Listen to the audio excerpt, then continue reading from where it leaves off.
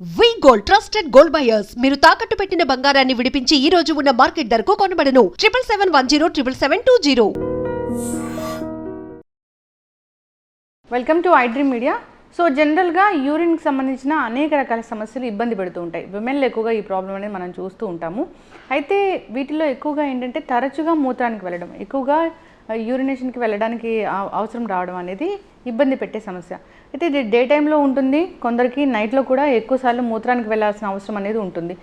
ఈ ప్రాబ్లం అనేది ఎందుకు, ఎన్నిసార్లు మూత్రానికి వెళ్తే మనం ఆరోగ్యంగా ఉన్నట్లు, సో దీని గురించిన పూర్తి వివరాలు తెలుసుకుందాం. మనతో పాటు ఉన్నారు ప్రముఖ యూరాలజిస్ట్ డాక్టర్ విశ్వాస్ గారు.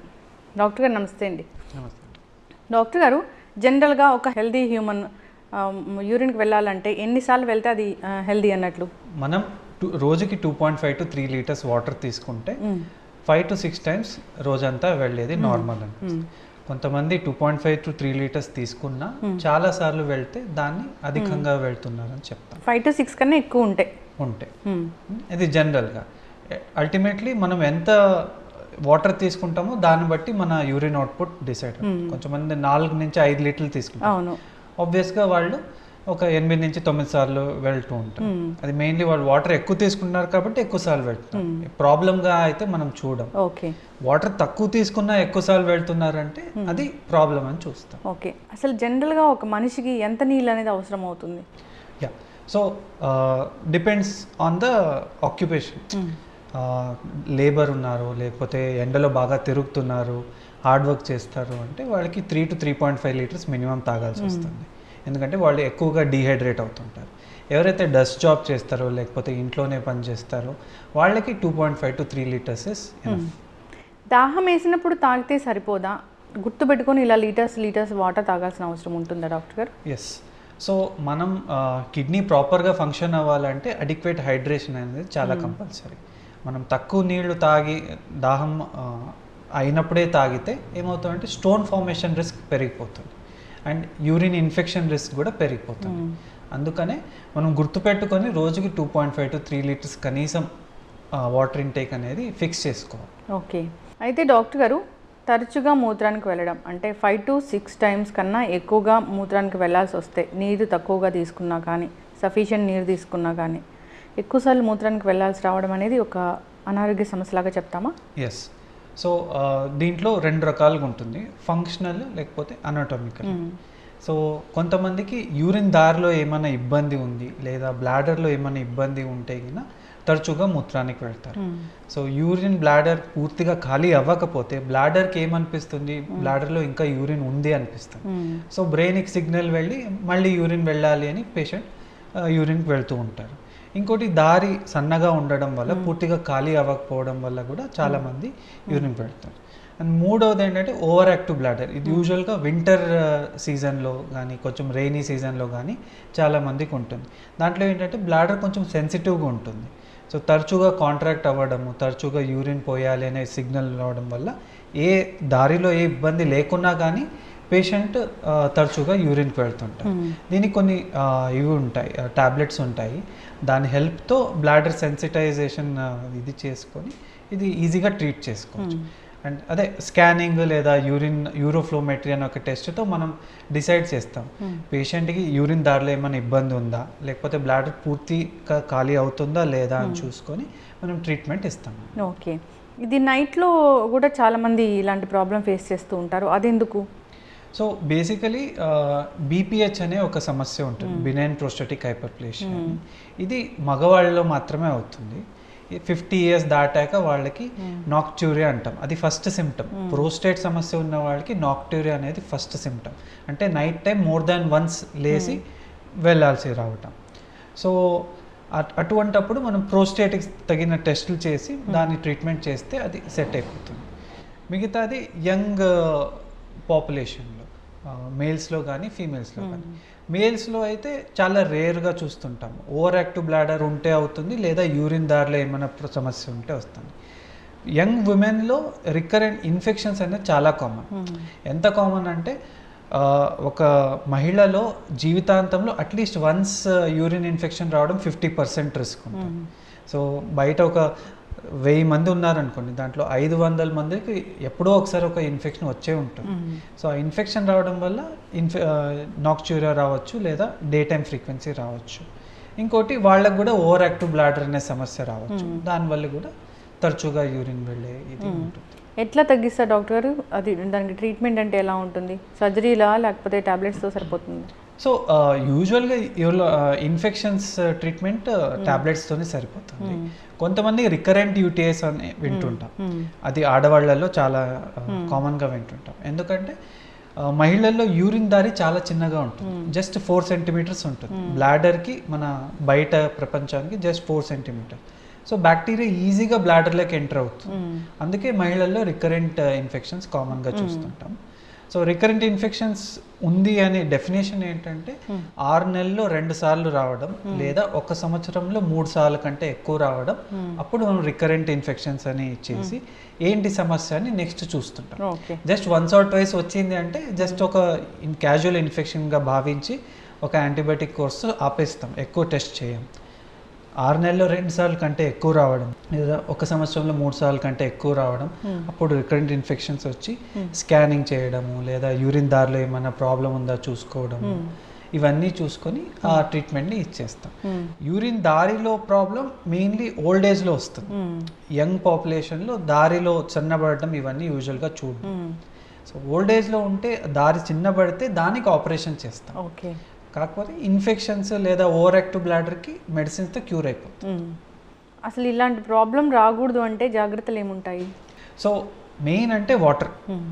చాలామంది తక్కువ వాటర్ ఇంటేక్ తీసుకుంటారు. తక్కువ వాటర్ ఇంటేక్ తీసుకున్నప్పుడు బ్యాక్టీరియా అసెండ్ అయ్యి బ్లాడర్లో ఉండి యూరిన్ అక్కడే ఉండిపోవడం, తక్కువ యూరిన్ వెళ్ళడం వల్ల అక్కడే ఇన్ఫెక్షన్ ఇది క్వాంటిటీ పెరిగిపోతుంది.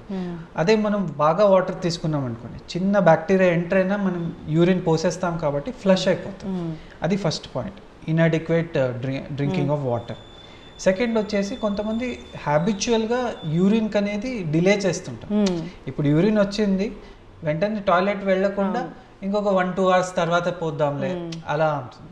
అలా కొంతమంది హ్యాబిచువల్గా చేస్తారు. ఇంకొంతమంది తమ ప్రొఫెషన్కి అనుగుణంగా, అంటే డ్రైవర్స్ కానీ లేదా మార్కెటింగ్ ఫీల్డ్ వాళ్ళు కానీ, వాళ్ళ ప్రొఫెషన్ ఎక్కడ పడితే అక్కడ వాళ్ళు యూరిన్ వెళ్ళలేరు. సో వాళ్ళు హ్యాబిచువల్గా ఇప్పుడు మార్నింగ్ వెళ్ళామంటే నెక్స్ట్ ఆఫ్టర్నూన్ లేదా ఈవినింగ్ ఇలా డిలే చేసుకుంటాం. అలాంటి వాళ్ళకు కూడా ఈ బ్యాక్టీరియా అనేది ఒకసారి ఎంటర్ అయ్యి అలా డిలే అవ్వడం వల్ల గ్రో అయిపోతుంది. అది ఒకటి. ఇంకోటి ఆఫ్టర్ సెక్స్, మహిళల్లో సెక్స్ తర్వాత యూజువల్గా యూరిన్ పోయాలని అడ్వైస్ చేస్తాం. కొంతమంది పోయకుండా ఉంటే అది హస్బెండ్ నుంచి ఏమైనా ఇన్ఫెక్షన్ వస్తే అది ఉండిపోతుందండి. ఇది. అండ్ 4వది ఏంటంటే మోషన్ అయ్యాక కొంతమంది క్లీనింగ్ హ్యాబిట్ డిఫరెంట్గా ఉంటుంది. మోషన్ హోల్ అనేది ఏనస్ అనేది వెనక పక్క ఉంటుంది, అక్కడ బ్యాక్టీరియా ఎప్పుడూ ఉంటుంది. సో అక్కడి నుంచి మనం ముందుకి వాష్ చేసుకుంటే అక్కడ ఉండే బ్యాక్టీరియా మనం యూరిన్ దారికి తెస్తున్నాం. సో ఆ హ్యాబిట్ని మనం మానుకోవాలి. చక్కగా చెప్పారు డాక్టర్ గారు. ఈ టిప్స్ అందరూ ఫాలో అవ్వాలని కోరుకుందాం. అయితే చాలామందికి యూరిన్ వెళ్ళేటప్పుడు ఇప్పుడు మెన్ కానీ ఉమెన్ కానీ నొప్పిగా అనిపిస్తుంది అంటారు. అది ఎందుకు? అది దీనివల్లేనా, ఇన్ఫెక్షన్ వల్లేనా, లేకపోతే ఇంకా ఏదైనా సపరేట్ కారణం ఉంటుందా? ఎస్. సో కొంతమందికి మెన్లో క్రానిక్ ప్రోస్టటైటిస్ అనే సమస్యను చూస్తుంటాం. ముఖ్యంగా యంగ్ పాపులేషన్లో ఈ నడుమ క్లినికల్ ప్రాక్టీస్లో చాలామంది వస్తారు. సో ఈ క్రానిక్ ప్రోస్టటైటిస్ అంటే మోర్ దెన్ 3 months ఇన్ఫెక్షన్ అక్కడ ఉండిపోవడం. సో దీన్ని ట్రీట్ చేయడం కష్టం, ఎందుకంటే అక్యూట్ ఇన్ఫెక్షన్స్కి ట్యాబ్లెట్ ఇచ్చేస్తే క్లియర్ అయిపోతుంది. క్రానిక్ అంటే అక్కడ బ్యాక్టీరియా ఉండిపోతుంది. సో ప్రోస్టేట్లో రక్త సరఫరా కూడా చాలా తక్కువ ఉంటుంది. సో మనం ఇచ్చిన యాంటీబయాటిక్ కూడా చాలా తక్కువగా వెళ్తుంది కాబట్టి ఈజీగా ట్రీట్ చేయడం కష్టం. సో దానివల్ల మంట లేకున్నా కానీ కాన్స్టెంట్గా పెయిన్ ఉండడం చూస్తుంటాం. కానీ మహిళల్లో ఇది చాలా తక్కువగా చూస్తుంటాము. వాళ్ళలో కూడా ఒక రేర్ ఎంటిటీ ఉంటుంది, బ్లాడర్ పెయిన్ ఇంటర్స్టిషియల్ సిస్టైటిస్ అని వింటుంటాం. అది కొంచెం 30s 40s దాటాక వస్తుంది. ఇది కూడా మంట లేకుండా, ఇన్ఫెక్షన్ లేకుండా పెయిన్ ఉండే అవకాశాలు ఉంటాయి. ఓకే డాక్టర్ గారు, యూరినరీ బ్లాడర్ అనేది హెల్తీగా ఉందా లేదా తెలుసుకోవాలంటే టెస్ట్లకు వెళ్ళాల్సిందేనా? సో యూరినరీ బ్లాడర్ హెల్తీగా ఉంది అంటే జస్ట్ ఒక యూరిన్ టెస్ట్ చేస్తాం. యూరిన్ టెస్ట్లో అన్నీ చాలా పారామీటర్స్ ఉంటాయి. గ్లూకోజ్ ఉంటుంది, బైల్ ఉంటుంది, బ్యాక్టీరియా ఉంటుంది. సో మీకు షుగర్ ఉందా లేదా మనం యూరిన్ టెస్ట్లో తేల్చుకోవచ్చు. లివర్ బాగా పనిచేస్తుందా లేదా యూరిన్ టెస్ట్లో చేసుకోవచ్చు, ఇన్ఫెక్షన్ ఉందా లేదా యూరిన్ టెస్ట్లో చేసుకోవచ్చు. సో ఒక చిన్న యూరిన్ ఎగ్జామినేషన్తో చాలా విషయాలు, బాడీ కరెక్ట్గా ఉందా లేదా తెలుసుకోవచ్చు, మరి బ్లాడర్ హెల్తీగా ఉందా లేదా తెలుసుకోవచ్చు. మరి ఒక చిన్న అల్ట్రాసౌండ్ స్కానింగ్లో కూడా మనకి బ్లాడర్ హెల్త్ అనేది చక్కగా తెలిసిపోతుంది. ఓకే, ఇప్పుడు హోమ్ రెమెడీస్ కూడా పాటిస్తుంటారు చాలామంది యూరిన్ ఇన్ఫెక్షన్ వచ్చినప్పుడు, పనిచేస్తాయా డాక్టర్ గారు? సో హోమ్ రెమెడీస్లో క్రాన్బెర్రీ జ్యూస్ అనేది కొన్ని స్టడీస్లో పనిచేస్తుందని మనం చూస్తాము. సో మనం మెయిన్గా వాటర్ ఇంటేక్ సరిగ్గా చేసుకుంటే మనకి వేరే ఏ రెమెడీ అవసరం లేదు. అవును, that is the main important. ఎక్కువగా తీసుకోకూడదు, అట్లానే తక్కువగా తీసుకోకూడదు. కరెక్ట్. ఇప్పుడు బయట వెళ్ళినప్పుడు చాలామంది టాయిలెట్స్ బాగాలేవని యూరిన్కి వెళ్లకుండా ఉంటారు, ఇన్ఫెక్షన్స్ వస్తాయని. నిజంగానే బయట టాయిలెట్స్ వల్ల కూడా యూరిన్ ఇన్ఫెక్షన్స్ వస్తాయా? వచ్చే అవకాశాలు అయితే ఉంటాయి. సో మొన్న ఒక పేషెంట్ అన్నారు, సార్ మా ఆఫీస్లో టాయిలెట్స్ అయితే క్లీన్ ఉండవు, అందుకని నేను చాలా తక్కువ సార్లు వెళ్తాను. సో దానివల్ల 2 డ్రాబ్యాక్స్. ఒకటి, హ్యాబిచువల్గా తను యూరిన్ పోయకుండా హోల్డ్ చేసుకుంటాను, సో ఇన్ఫెక్షన్ వచ్చి ఇది అవుతుంది. ఇంకొకటి, టాయిలెట్స్ బాగా లేకపోతే they have to do some other thing. So you have to find toilets అనేవి సరిగా లేకపోతే ఇన్ఫెక్షన్ అనేది ఖచ్చితంగా వస్తుంది. హైజీన్ కరెక్ట్గా లేకపోతే బ్యాక్టీరియా డెఫినెట్గా మన థైస్ కానీ యూరిన్ దారి దగ్గర వచ్చే అవకాశం ఉంటుంది. సో ఐదర్ హైజీన్ ఉండే టాయిలెట్ చూస్ చేసుకోవాలి, లేదా ఫ్రీక్వెంట్గా వాటర్ తీసుకొని యూరిన్ చేస్తూ ఉండాలి. అయితే ఇప్పుడు తరచుగా యూరిన్ ఇన్ఫెక్షన్స్ వస్తున్నాయంటే అది కిడ్నీ మీద కూడా ప్రభావం చూపిస్తుందా? కరెక్ట్. సో దీన్ని అసెండింగ్ ఇన్ఫెక్షన్స్ అంటాం, అంటే కింద నుంచి పైకి వెళ్తుంది. ఫస్ట్ యూరిన్ దారిలో నుంచి బ్లాడర్లోకి వెళ్ళి బ్లాడర్ అంతా కొలనైజ్ అయ్యాక నెక్స్ట్ కిడ్నీ వైపే అవి పైకి వెళ్తాయి. సో అప్పుడు మనకి సిస్టమిక్ ఇది సిమ్టమ్స్ వస్తాయి, అంటే ఫీవర్ రావడము లేదా పెయిన్ రావడము అవన్నీ ఉంటాయి. అప్పుడు ఇది ఏదైతే ఓపీడీ బేసిస్లో మనం ట్రీట్ చేస్తామో యూరిన్ ఇన్ఫెక్షన్స్, కిడ్నీ వచ్చినప్పుడు హాస్పిటలైజేషన్ అవ్వాల్సి వస్తుంది, ఎందుకంటే అది కొంచెం సీరియస్ ఇన్ఫెక్షన్స్. అంటే అది కిడ్నీని ఎంత డ్యామేజ్ చేసింది అనేది తెలుసుకోవచ్చా డాక్టర్ గారు? సో ఒక్కసారి ఇన్ఫెక్షన్ వస్తే కిడ్నీగా మేజర్గా డ్యామేజ్ అయితే అవ్వదు, కానీ రికరెంట్గా మళ్ళీ ఇన్ఫెక్షన్ వస్తుంటే కిడ్నీ ఖచ్చితంగా డ్యామేజ్ అవుతుంది. దాంట్లో మనం ఒక స్కాన్ చేస్తాం, డిఎంఎస్ఎస్ స్కాన్ అని. దాంట్లో కిడ్నీ ఎంతవరకు డ్యామేజ్ అయ్యింది, ఎంతవరకు హెల్తీ ఉంది అని మనం చూసుకోవచ్చు. ఓకే, అదే రికరెంట్ ఇన్ఫెక్షన్స్ అయ్యే వాళ్ళకి మాత్రమే మనం అడ్వైస్ చేస్తాం. పిల్లల్లో యూరిన్ ఇన్ఫెక్షన్స్ వస్తే కూడా ఈ కిడ్నీ స్కాన్ వరకు వెళ్ళాల్సిందే? Yes, correct. సో పిల్లల్లో కూడా ఇది కామన్గా డిఎంఎస్ఏ స్కాన్ అని చేయిస్తాం. దాంట్లో మనకి కిడ్నీ ఎంత డ్యామేజ్ అయిందో తెలుస్తుంది, అండ్ కిడ్నీ ఫంక్షన్ ఎంత ఉందని కూడా తెలుస్తుంది. చిన్న పిల్లల్లో వెసైకోరెట్రిక్ రిఫ్లెక్సిస్ అనే ఒక కండిషన్ చూస్తాం, అంటే బ్లాడర్ నుంచి యూరిన్ రిఫ్లెక్స్ అవుతుంది. నార్మల్గా కిడ్నీకి యూరిన్ వెళ్ళకూడదు, వన్ వే రావాలి, వన్ వే ట్రాఫిక్ అంతే. కాకపోతే కొంతమందికి టైట్గా లేకపోవడం వల్ల బ్లాడర్ నుంచి యూరిన్ రిఫ్లెక్స్ అవుతుంది. సో బ్లాడర్లో ఇన్ఫెక్షన్ అయ్యి ఆ ఇన్ఫెక్షన్ తరచుగా కిడ్నీకి వెళ్తుంది, దానివల్ల కిడ్నీ డ్యామేజ్ చాలా కామన్గా చూస్తాం. Okay, yes. సో అయితే ఇప్పుడు చెప్పిన ఆ టెస్ట్లు ఏవైనా చేయించుకుంటే ఏదైనా రేడియేషన్ ఎఫెక్ట్ అలా ఉంటుందా డాక్టర్ గారు? నార్మల్గా సిటీ స్కాన్లో మనకి రేడియేషన్ ఎఫెక్ట్ చాలా ఎక్కువ ఉంటుంది. కాకపోతే ఈ న్యూక్లియర్ మెడిసిన్ స్కాన్స్, డిటిపిఏ అని వింటుంటాం, డిఎంఎస్ఏ అని ఉంటుంటాం, సో చాలా తక్కువ రేడియేషన్ ఉంటుంది. సో ఎక్స్రే కంటే ఎక్కువ ఉంటుంది, సిటీ స్కాన్ కంటే తక్కువ ఉంటుంది. సో మోడరేట్గా ఉంటుంది. ఎప్పుడో ఒకసారి ఆ స్కాన్ చేసుకోవడం వల్ల ఎక్కువ ప్రాబ్లం అయితే ఉంటుంది. చిన్నపిల్లల్లో మనం చేస్తున్నామంటే సేఫర్ అనే అర్థం. సో పెద్దవాళ్ళు ఈజీగా చేసుకోవచ్చు. డాక్టర్ గారు, యూరిన్ ఇన్ఫెక్షన్స్ కామన్గా వస్తాయి, వాటర్ తీసుకోకపోతే అలా డిస్కస్ చేస్తాం, అంతా బాగానే ఉంది. చాలామంది కొన్ని రకాల ఫుడ్స్ తిన్నప్పుడు, పచ్చడి అలాంటివి తిన్నప్పుడు, పిగిల్స్ తిన్నప్పుడు చెప్తారు ఏంటంటే వేడి చేసింది అని, వేడి చేయడం వల్ల యూరిన్ వెళ్ళే దారిలో అంతా మంట వస్తుంది అని. అది అంటే ఏమంటారు డాక్టర్ గారు మెడికల్ టర్మినాలజీలో దాన్ని? సో కొంతమందికి ఫస్ట్ ఆఫ్ ఆల్ కొన్ని ఫుడ్స్తో సెన్సిటివ్గా ఉంటారు. బ్లాడర్ కూడా ఒక ఆర్గన్ కాబట్టి కొన్ని ఫుడ్స్తో సెన్సిటివ్గా ఉంటుంది. కామన్ ఫుడ్స్ ఏంటంటే tea, coffee, spicy foods. So ఇలాంటి ఫుడ్స్ తీసుకున్నప్పుడు బ్లాడర్ సెన్సిటివిటీ ఎక్కువ అయ్యి కొంచెం తరచుగా వెళ్ళడము లేదా వేడిగా యూరిన్ వెళ్ళడము ఇలా అవుతుంది.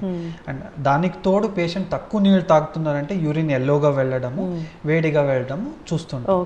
సో మనం ఏదైతే ఫుడ్స్ని ఐడెంటిఫై చేసుకుంటే లేదా వాటర్ బాగా తాగితే మనం ఈ వేడి చేసే ప్రాబ్లమ్ని మనం అరికట్టవచ్చు. ఓకే, చక్కటి ఇన్ఫర్మేషన్ డాక్టర్ గారు. ఇంకొకటి ఏంటంటే యూరిన్ వెళ్ళినప్పుడు చాలా బబుల్స్ వస్తుంటాయి, బుడగలు లాగా వస్తుంటాయి, నురుగు వస్తూ ఉంటుంది అంటారు. అది ఏమైనా సీరియస్ ప్రాబ్లమా?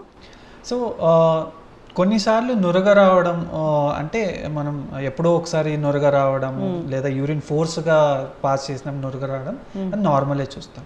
కాకపోతే కొన్నిసార్లు ప్రోటీన్ లాస్ అయినప్పుడు కూడా మనకి నురగ రావడం ప్రాబ్లం ఉంటుంది. సో అలాంటప్పుడు మనం యూరిన్ టెస్ట్ చేయించుకుంటే అది నార్మల్ నురగ లేకపోతే ఏమైనా స్టార్టింగ్ స్టేజ్లో మనం ఉందా అని మనం చూసుకోవచ్చు. ప్రోటీన్ లాస్ ఎవరిలో అవుతుంది అసలు? So protein loss kidney problem వల్ల అవుతుంది. కిడ్నీ నార్మల్గా ప్రోటీన్ ఫిల్టర్ చేస్తుంది. సో కిడ్నీలో ఏమైనా ప్రాబ్లం ఉంటే ఆ ఫిల్టర్ బదులు ప్రోటీన్ లాస్ అయిపోతుంది. సో అది మనం యూరిన్ టెస్ట్లో అర్లియస్ట్ స్టేజ్లో మనం చూసుకోవచ్చు. అంటే ఇప్పుడు ఆ నురగ వచ్చింది అనేది నార్మల్ దానికి అబ్నార్మల్ దానికి తేడా ఉంటుందా డాక్టర్ గారు? ఇంతసేపు వరకు ఉంటుంది నురగ, అట్లా ఏమైనా చెప్తారా? అంటే రోజు పేషెంట్కి నురగ వస్తుందంటే అది ఖచ్చితంగా అబ్నార్మల్. ఓకే. సో అలాంటప్పుడు మనం యూరిన్ టెస్ట్ చేసుకొని ప్రోటీన్ లాస్ ఏమైనా ఉందా చూసుకొని చేసుకుంటాం. యూరిన్ టెస్ట్కి ఇచ్చేటప్పుడు కూడా అంటే ల్యాబ్కి వెళ్ళి ఇస్తే సరైన టెస్ట్ వస్తుందా, లేకపోతే మనం ఇంటి దగ్గర ఉండి ఇచ్చిన సరైన టెస్టే వస్తుందా? Yes, good question. So basically urine test ఇవ్వడంలో కూడా కొన్ని ప్రికాషన్స్ తీసుకోవాలి. ఇది చాలా ల్యాబ్స్లో చెప్పరు, అవన్నీ ఉంటాయి. ఏంటంటే mid stream clean catch urine అని చెప్తాం మెడికల్ భాషలో. మిడ్ స్ట్రీమ్ అంటే యూరిన్ పోసిన అర్ధ భాగంలో వచ్చే యూరిన్ శాంపుల్నే ఇవ్వాలి. స్టార్టింగ్ శాంపుల్లో ఇస్తే కన్నా చాలా అబ్నార్మాలిటీస్ వస్తాయి, మనం కరెక్ట్గా ఇంటర్ప్రిట్ చేయలేము. అందుకని ఎప్పుడు యూరిన్ ల్యాబ్లో యూరిన్ టెస్ట్ ఇచ్చేటప్పుడు స్టార్టింగ్ యూరిన్ శాంపుల్ని డిస్కార్డ్ చేసి మధ్యలో వచ్చే యూరిన్నే తీసుకోవాలి. ఓకే. అండ్ యూరిన్ ఇచ్చేటప్పుడు కూడా అక్కడ ఏరియాని క్లీన్ చేసుకొని ఇవ్వాల్సి వస్తుంది. సో అలాంటప్పుడు మనకి కరెక్ట్ రిపోర్ట్స్ వస్తాయి. ఇంకోటి ఈ యూరిన్ ఎగ్జామినేషన్ అనేది with in half an hour ల్యాబ్లో మనం the doctor who is examining చూస్తారు. సో ఇంటి దగ్గర ఇచ్చిన శాంపుల్ ల్యాబ్కి కొంచెం లేట్గా వెళ్ళింది లేదా టెంపరేచర్ ఎక్కువ ఉంది, ఇప్పుడైతే ఓకే. సో ఎండాకాలంలో టెంపరేచర్ ఎక్కువ ఉంటుంది కాబట్టి ల్యాబ్కి వెళ్ళే టైం ఎక్కువ అయిపోతే చాలా పారామీటర్స్ అది వేరీ అవుతాయి. ఓకే. సో ఎప్పుడు ఇచ్చినా ల్యాబ్లో ఇవ్వడం బెస్ట్. లేదా ఇంట్లో ఉంది అంటే త్వరగా ల్యాబ్కి చేరుతుంది అంటే మనం ఇంట్లో ఇవ్వచ్చు. ఓకే. ఎస్, చక్కటి ఇన్ఫర్మేషన్ డాక్టర్ గారు. యూరిన్ ఇన్ఫెక్షన్ తరచుగా మూత్రానికి వెళ్ళడానికి అవసరం రావడం అనేది అదొక ప్రాబ్లమే. సో 5 to 6 times కన్నా ఎక్కువగా ఫ్రీక్వెంట్ యూరినేషన్ ఉంటే కనుక ఖచ్చితంగా డాక్టర్ని సంప్రదించాల్సింది. చాలామంది యూరిన్ హోల్డ్ చేయడము, ఇన్ఫెక్షన్ వచ్చినా కానీ ఆ ట్యాబ్లెట్స్ అవి ఇవి వాడుతూ ఉంటారు. యాంటీబయాటిక్స్ వాడి డాక్టర్ దగ్గరికి వెళ్ళే వాళ్ళని కూడా చాలామందిని చూసాము. అప్పుడు ఖచ్చితమైన రిజల్ట్ అనేది రాదంట కదా డాక్టర్ గారు, డాక్టర్ చెప్పకుండా వాడితే? సో ఏమవుతుందంటే ఇన్ఫాక్ట్ మొన్న ఒక పేషెంట్ వచ్చారు. ఏంటంటే లైక్ ఎప్పుడో ఒక 5 years బ్యాక్ యూరిన్ ఇన్ఫెక్షన్ వచ్చింది. అప్పుడు డాక్టర్ గారు ఒక టాబ్లెట్ ఇచ్చారు. సో దాని తర్వాత ప్రతి 6 నెలలకు ఒకసారి ఇన్ఫెక్షన్ వస్తుంది, అదే టాబ్లెట్ వేసుకుంటారు, అలానే కంటిన్యూ చేస్తున్నారు. సో ఫైనల్గా వచ్చారు. అలాంటి దానివల్ల ఏమవుతుందంటే యాంటీబయాటిక్ రెసిస్టెన్స్ వస్తుంది. సో అదే టాబ్లెట్ మనం ఫ్యూచర్లో తీసుకుంటే అది పనిచేయదు. సో ఎంత తక్కువ యాంటీబయాటిక్స్ వాడితే అంత మంచిది. సో అది టేక్ హోమ్ మెసేజ్ తీసుకోవాలి. సో డాక్టర్ సంప్రదించిన తర్వాతే యాంటీబయాటిక్ తీసుకోవడం బెటర్. డైరెక్ట్గా మెడికల్ షాప్ వెళ్ళి తీసుకోవడం అంత కరెక్ట్ కాదు. ఎస్, యూరిన్ కలర్ చేంజ్ అయినా కానీ, యూరిన్లో నురగ లాంటిది వస్తున్నా, ఫ్రీక్వెంట్ యూరినేషన్ ఉన్నా కానీ ఒకసారి డాక్టర్ని సంప్రదించాలని కోరుకుందాం డాక్టర్ గారు. అందరూ హెల్దీ లైఫ్ స్టైల్ మెయింటైన్ చేయాలి. వాటర్ అనేది ఎక్కువగా తీసుకోకూడదు, అలానే తక్కువగా తీసుకోకూడదు. సో మెయింటైన్ చేస్తూ హెల్దీగా ఉండాలని కోరుకుందాం. చాలా చక్కటి ఇన్ఫర్మేషన్ అండి, ధన్యవాదాలు. Thank you.